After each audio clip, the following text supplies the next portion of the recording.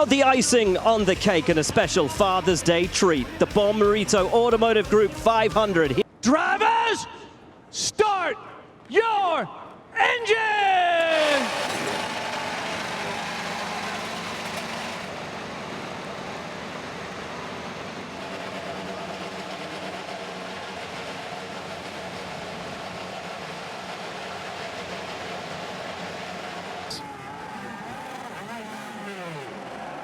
Quite the grid set up as McLaughlin struggles to get away.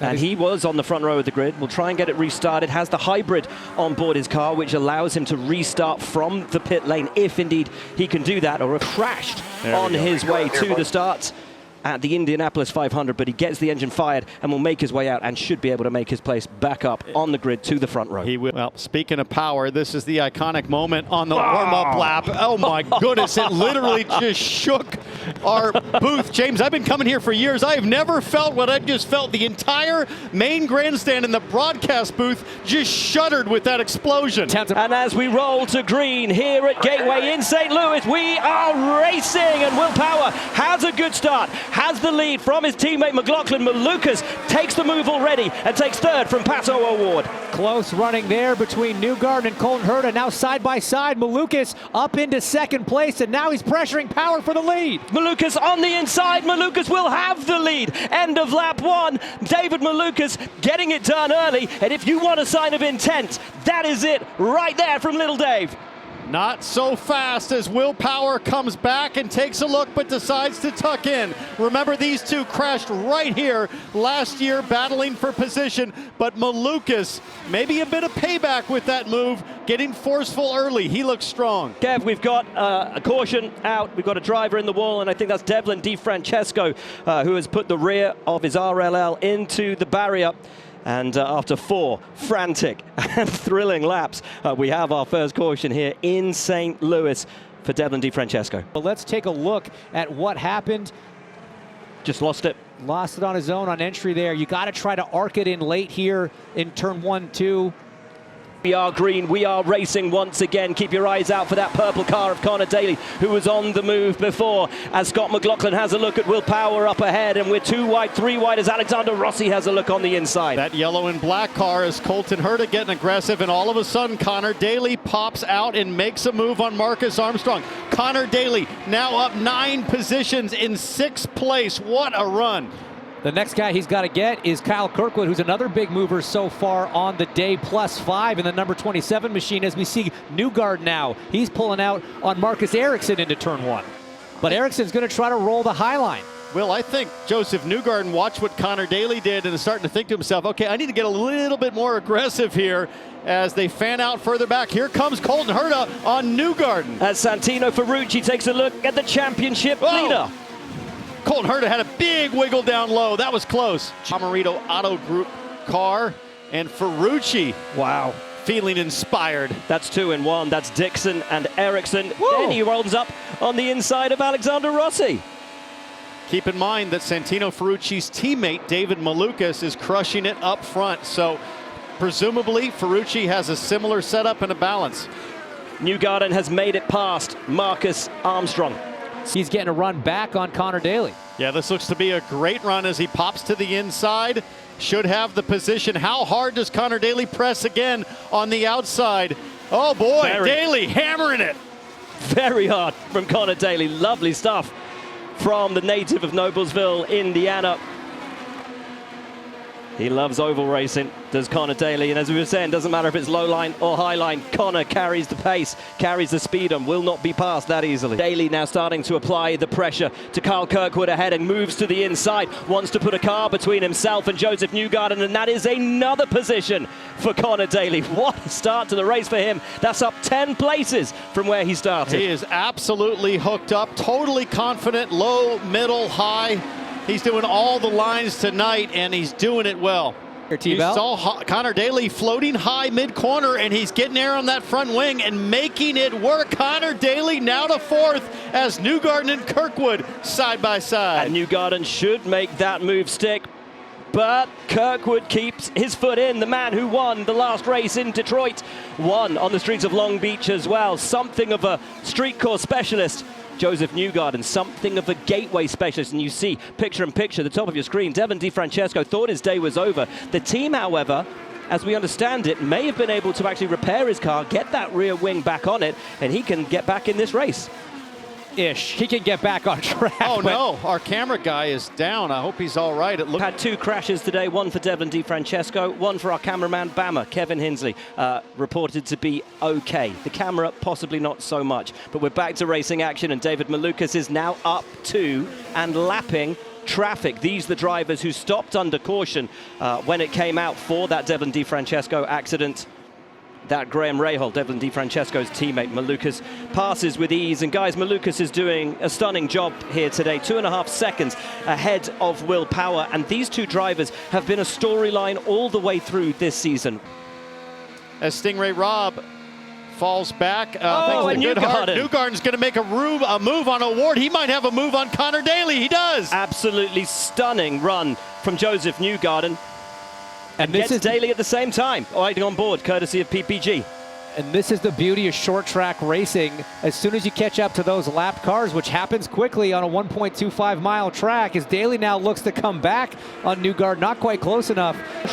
It's only about 30 laps on this stint. That's crazy. There's the replay then of Newgarden putting those moves in. As you say, guys, as everyone checked up ahead, he was able to carry that momentum, make those positions up. Instinctive and incisive from Joseph Newgarden. What are the teams thinking about strategy? Why don't we go inside the cockpit and find out? Oh, and that is Will Power up into the wall. Running in second place, we were just talking about it, a 3.5 second gap to David Malucas, and terminal damage to the number 12. Pushing things hard, it looks like, unless a right front went down. Is there chances right front tire cut down? It seemed a little peculiar. Let's see if we can see it from the onboard here. If there's anything else, let's listen. Oh yeah, you can see it. Already can hear the vibration of that tire.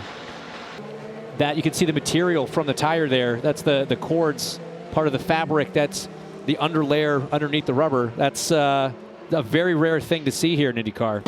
How is AJ Foyt doing against Team Penske? Nice. It looked pretty good, but maybe not good enough as McLaughlin got out and a car's on fire. And again, it's an ECR, and that is the car of Rasmussen.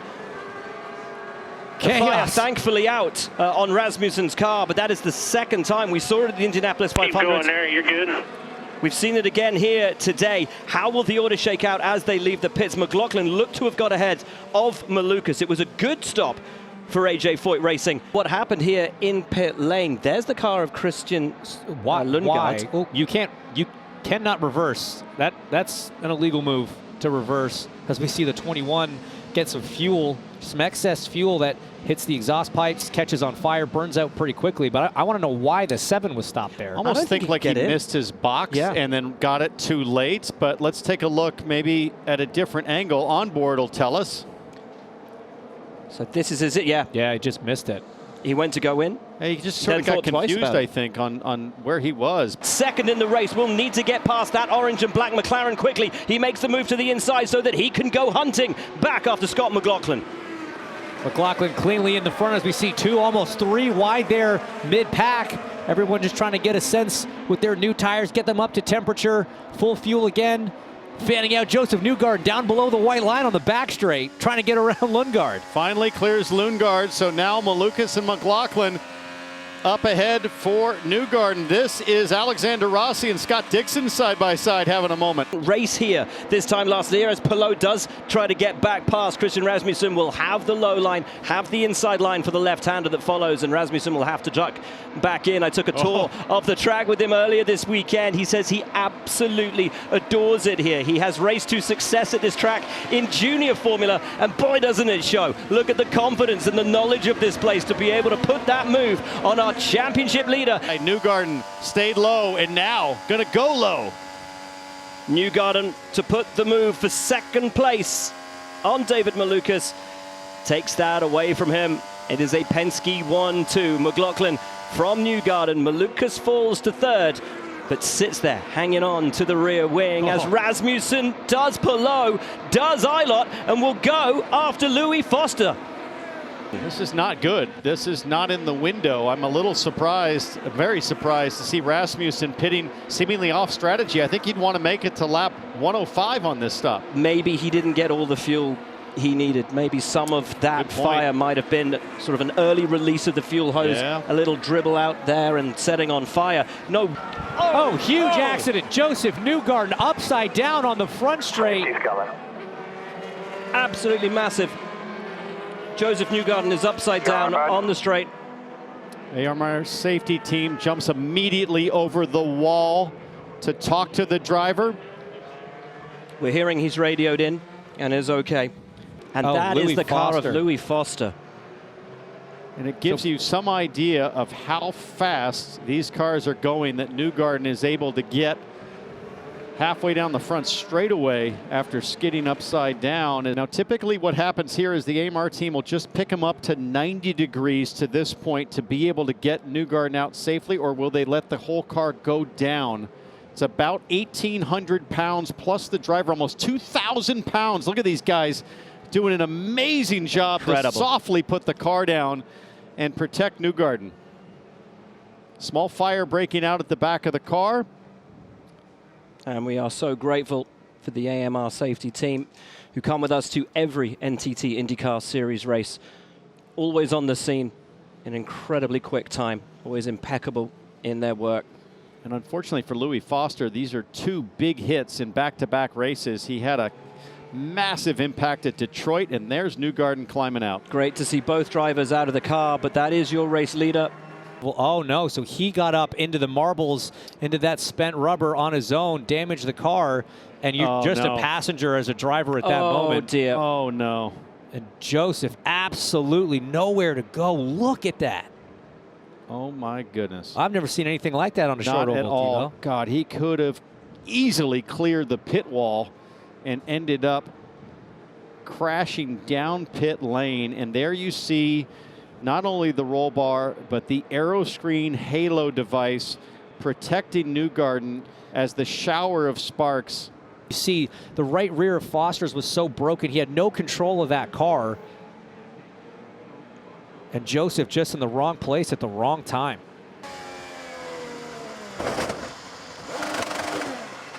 Oh, that is a terrifying view. Yellow should seconds. Oh, wow. And Newgarden would have no idea. And the man in 10th place at the time, Louis Foster, who went up and into the wall, lost control, spun back across the track. Nowhere to go for Joseph Newgarden. Both fortunate to be okay. Guys, the number 3, Scott McLaughlin, is falling back. How far? I mean, it's obviously not a drive-through. Behind the 27. So he's fallen down to 5th place, I believe. So that's 3 places. So 3-place penalty, but do we know specifically what the infraction was? We assume it was pit lane, but I heard it was a pit lane infraction. So we'll wait to hear. But what infraction? Was it unsafe release? Oh no, look at this. 4 as well. Boy, if this was an NFL game, there'd be yellow flags flying left, right, and center for improper lane usage. This is what we were talking about, is just going straight to the high line. That's what McLaughlin did on Award. Yeah, so we're being told it's improper lane usage, I guess, for both going straight out into the fast lane out of their box. No, Ward will take them back to green, and immediately looking racy is David Malucas, who goes to have a look on the inside of Carl Kirkwood down into turn 1, but Award holds the lead. Malucas moves on Kirkwood. Malucas takes P3, and McLaughlin will hope to go through with him as we have contact behind between McLaughlin and Herta. I think that's Ferrucci and Herta getting together side by side, but miraculously they both continue. How about Connor Daly up 13 positions and going for the lead to the high side? He's been working that top lane all night long. The 5 of Award goes to defend, but Connor doesn't care. He can roll it up high. Can he do it here in 1 and 2? Keeps his foot stuck in, goes around the long way. Will have to go around the long way, but Award keeps the lead and Daly goes with him now. Around the outside once again. Award will have to defend on the inside, but Daly will want to go around the high side, keeping his foot in again, and still Award holds him off. This is the benefit of a long caution. The sweepers, the track sweepers, able to clean up the high side, and Connor Daly knows that, and he's going to try to take advantage. Daly loves oval racing, and Daly wants to take the lead from Pato O'Ward. Once again goes to take the move around the outside, has the pace advantage this time, and this time takes the lead. Fantastic stuff. That looks like a battle for the win at the Indy 500, the way they're snaking down the straightaways. Hanging on, and I don't know if it's going to happen. Rasmussen to the inside. Up the inside of Scott McLaughlin, Rasmussen is on an absolute tear. Up to 5th place. Superb, up 19 places from where he started this race. And Connor Daly has come in from the lead. The driver from Noblesville, Indiana, who has driven for every team other than Penske and Ganassi that's been here, is in position to potentially win for the first time, and he talked about it coming into the weekend. He said the front is giving up a little bit, a half a turn, a front wing in. Daly's back out, but he needs one more stop. Connor Daly has made 28 passes in this race so far. I caveat that. Rasmussen, 51. Pato O'Ward now into the pits a lap later. Jack Harvey. The number 5 of Pato O'Ward has been absolutely flying today. He's happy with the balance. I asked his strategist Nick Snyder. They said there is no fuel saving here. They're going to push as hard as they can. Georgia. Malucas wants his first win. He's been 2nd here. He's been 3rd here. And now this pit stop is everything from this team. He was told before this stop, no pressure from behind. They're going to take a half turn of wing in, 4 tires, and they're going to fill it up with fuel. Lucas will look to get around him, use the extra heat that he has. He's high! No, He's high! He's up into the barrier. And the yellow out immediately. Up in the marbles. And Malucas, I think you're right. I think his car might be okay. Excellent reaction from race control. The yellow out here, and we're under caution at St. Louis. And so Scott Dixon will be the leader of the race. Townsend, explain exactly how this works. Well, because Scott Dixon had yet to make his stop, when everybody else stopped under green flag conditions, Dixon was able to stay on track and circulate by virtue of saving a little bit more fuel earlier. That meant that when this caution came out, Dixon was actually a lap up to the field. And so that's how Scott Dixon is still able to pit and come out in the lead. Back to green and a little bit of a check-up through the final corner. O'Ward makes the move. Kirkwood goes to the outside. Daly has McLaughlin behind him as well. And Santino Ferrucci getting a little bit squirrely.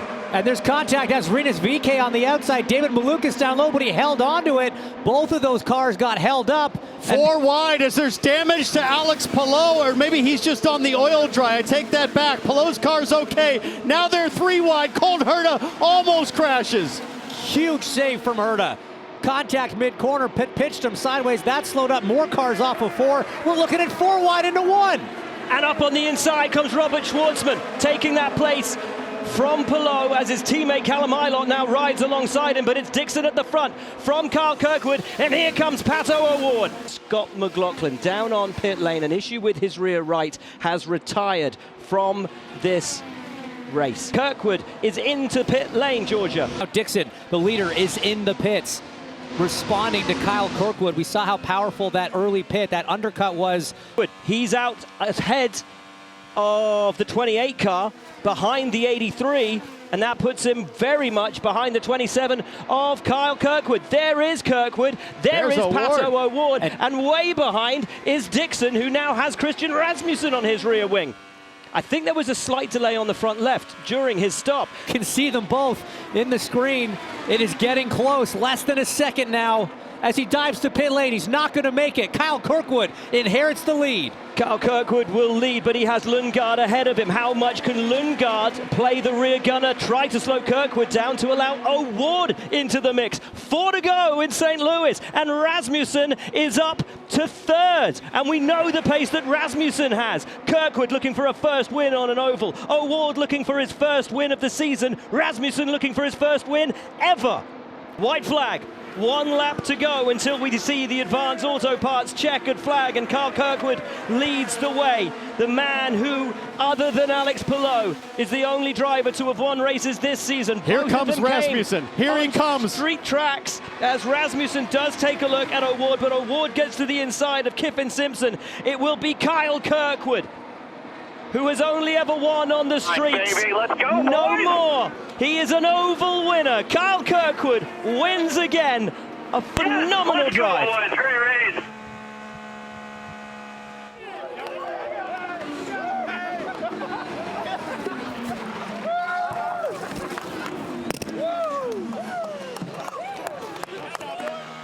Crew Chief Scott Marks getting the celebratory bucket of water dumped on him for just another incredible performance.